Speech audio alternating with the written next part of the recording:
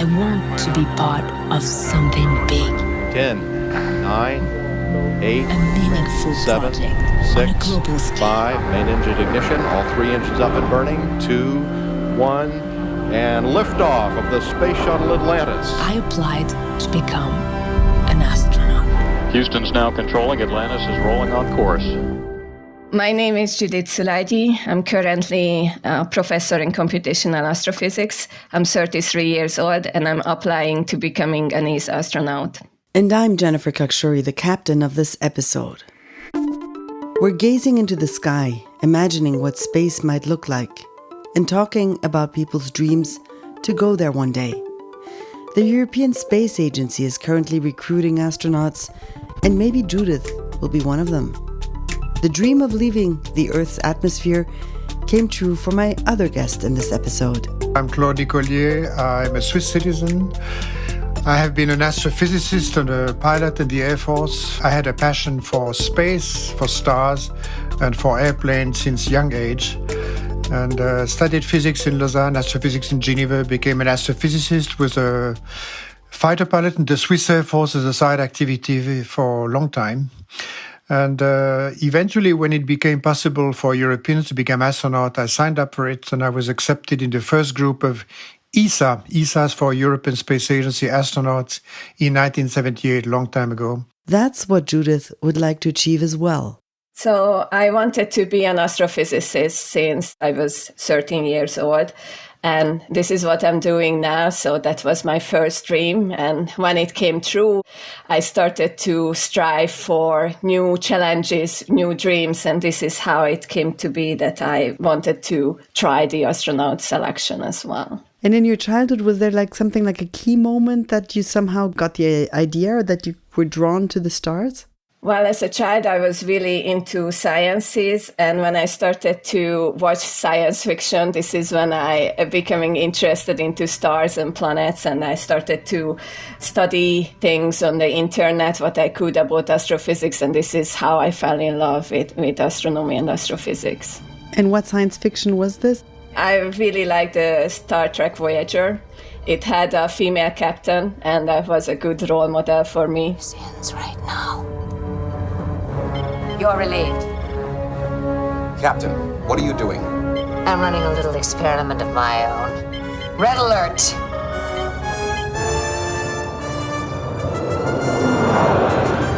Star Trek Voyager lasted for 7 seasons.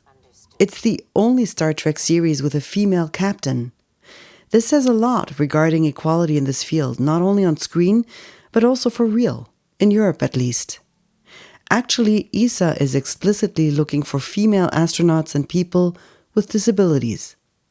In other words, ESA wants more diversity and inclusion. It's usually the minorities in specific fields, such as women, people of color, or queers, who have to defend diversity. I decided to turn this around while talking to Claude Nicollier. You studied astrophysics and were a fighter pilot in the Swiss Army, as you said. Would you have had the same career had you been a woman? Astrophysics, certainly, yes. In fact, astrophysics is a field of science where there are many women, generally speaking, especially in France. I think there are even more women than men being astrophysicists.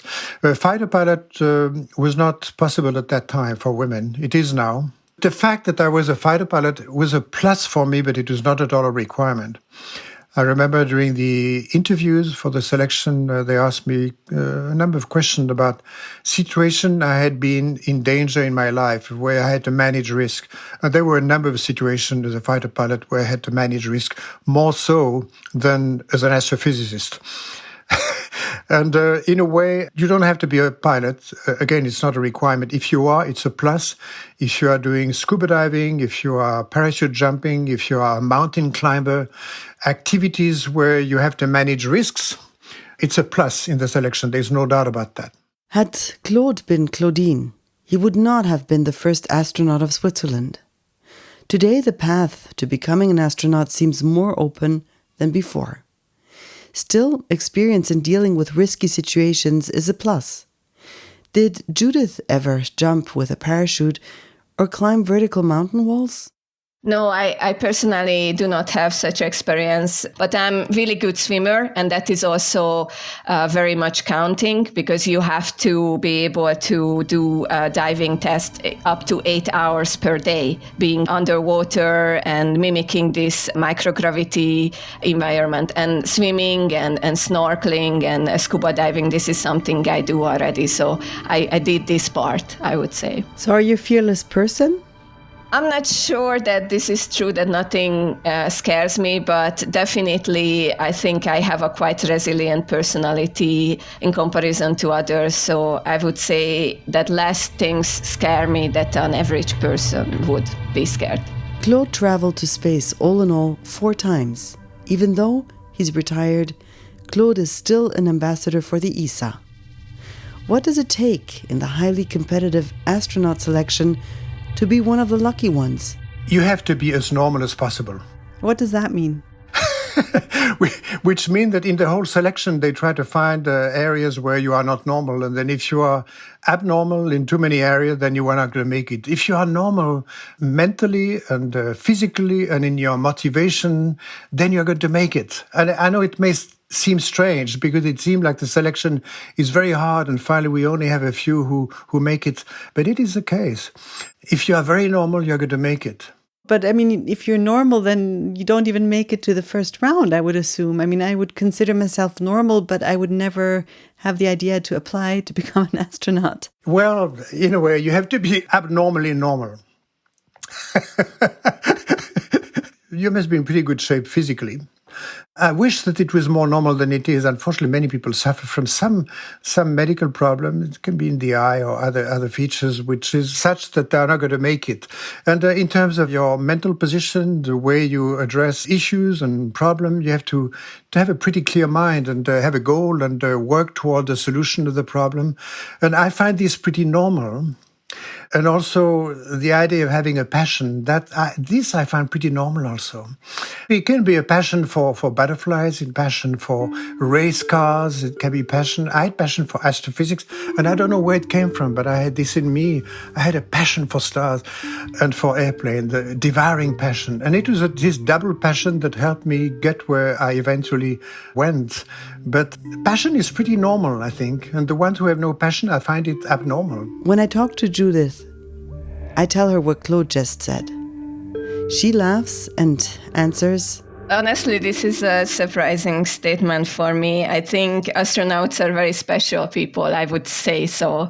Maybe he meant that having such a personality which is very approachable, who can communicate well with the media, with kids, doing outreach. I would assume this is what he meant. But otherwise, I think astronauts have to be up for the challenge in terms of physical challenges, in terms of stressful situations. So I wouldn't say that astronauts are everyday people. I think he's just a modest personality and he doesn't want to show off, like that he's humble or that he doesn't think of himself as a glamorous person, although of course there's a lot of glamour if you look from the outside, if you look from, let's say, everyday, regular people's point of view. Well, I think that arrogant people wouldn't be good team workers. And because as an astronaut, you have to be good in teamwork. Therefore, I believe that this type of behaviors are not really good for astronauts. That's why I think that humbleness is a useful attribute for an astronaut. And I do believe that astronauts are usually humble people because they are the good team workers. I mean, you cannot be 6 months long with an arrogant personality. You would drive each other crazy. So I do believe that this is definitely a personality trait which an astronaut should have, to be humble. What does Judith think it takes to be selected to become an astronaut? You have to combine a lot of different skill sets. You have to be able to perform in a very stressful environment. You have to be able to make decisions even in life and death situations. You have to be extremely fit, both mentally and physically. You have to be a good team worker, but also a good manager. You have to be good in outreach. You have to be good in sciences. So it combines a lot of different skill sets, and it's really a huge challenge to becoming an astronaut. Only very few people can be, right? Because it's such a complex skill set that you need to becoming an astronaut. And so for me, it's like a good challenge to try to tackle. Judith lives in Switzerland now. She's worked in several countries before. Judith grew up in Hungary, worked in France, moved to the US, and was a research assistant studying planet formation from space telescope data at NASA. Regarding diversity and inclusion, Europe is lagging behind North America. When I was working for NASA, there were so many women there. I don't know the official number, but it felt like it was 40% women or so. And there were people with disabilities, there were underrepresented minority backgrounds, there were people of color and so on. And at ESA and in Europe in general, you don't see that yet, unfortunately. So I think it's really time that ESA and in Europe in general, we are striving for more diversity. This is a very important thing. But because only diverse teams can work well. And can you tell us about what NASA does to keep up with diversity? Like, they don't just employ 40% women and people of color, but they really work hard. Yes. So, for example, when I was working for NASA, we had yearly training on anti-sexual harassment. So there was a course you had to follow, then make an exam, and only then you could keep your contract or renew your contract. I think this would be, for example, something very beneficial what ESA and in general European institutes could do in order to increase diversity and inclusivity in the field and discourage unprofessional behaviors. Up to now, we've talked a lot about the who and how. I want to hear what my guest's relationship to the planet and the stars actually is. Claude, please describe what it is way up there in the stars. What's your fondest memory when you think back? Oh, there's so many. Well, the first one that came for me, one of the greatest moments was when with my gloved hands, I was able to touch Hubble and to hold the handrail at the bottom of the Hubble Space Telescope. Hubble has always meant so much for me. Big telescopes in general, but Hubble in particular, of course.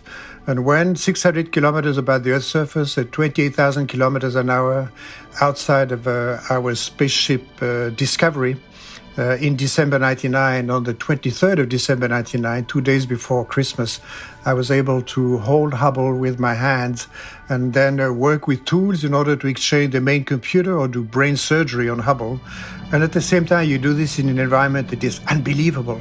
The black sky, the Earth under you that moves rapidly. When the sun rises, it rises in about 20 seconds. So you go from night to day in about 20 seconds. The same for sunsets. You go from day to night in 20 seconds. It's always fascinating. And of course, if you like sunrise and sunset, that's the best job because you have 16 in one terrestrial day. Sometimes we were stopping to work, looking down. Wow, this is Egypt. And this is the Red Sea. And this is the Nile floodplain. And this is the Nile Delta, the Gulf of Aqaba, the Gulf of Suez. Wow. And we're already about over the Gulf states. And 5 minutes later, we're over India. This is amazing. So in a sense, you had a biblical view on our planet. Did looking at our planet from so far away change your attitude to our world, to the world that we're living in? Oh, yes. You know, you see the world or our planet as a unity. All the places are connected. When you are on the Earth's surface, you see such a small area around you. And, you have your city, you have maybe your canton in Switzerland, and you have your country, maybe your continents. But up there, you go from continent to the next, from country to the next in such a short time. You have, for me, the feeling of unity of planet Earth was very, very, very strong. And of course, it's a good feeling. That would be a place to bring politicians also, the one who run world affairs. The world is a very small, fragile place, very beautiful. While Claude looked down on planet Earth, Judith and I spoke about what she sees and especially how she feels when she looks up into the sky in a place like the Atacama Desert in Chile. Tranquility, really restful and really calm. I really like to see the stars, the Milky Way, the extra galaxies. And this was one of my first true moments when I really knew I really want to be an astronomer, when I was in Chile in a telescope network when I was 18 years old.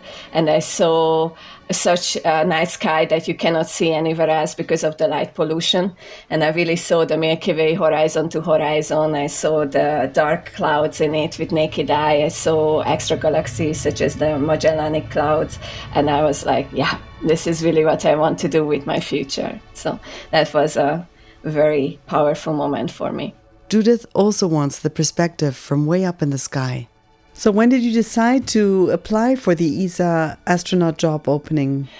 Well, as you know, these astronaut job openings only happen once in quite a couple of years. So the previous time I was too young to even apply, but I was already thinking, once I will be old enough to apply, then I might try. So it really became, I think, roughly 10 years ago when I worked for NASA and met a lot of NASA astronauts and work in that kind of environment that I really decided, this is a very interesting challenge and it's so fascinating to be in the space. Plus, I'm an astrophysicist who is studying how the solar system came to be. So for me, even for scientifically, it's a very thrilling experience to look at our planet from the space and making such experiments on the space station, which can bring us closer to understand how our planet and how the solar system came to be. So that was also another reason why I really wanted to become an astronaut, because it's really fitting into my research field as well. We will see if Judith makes it to space.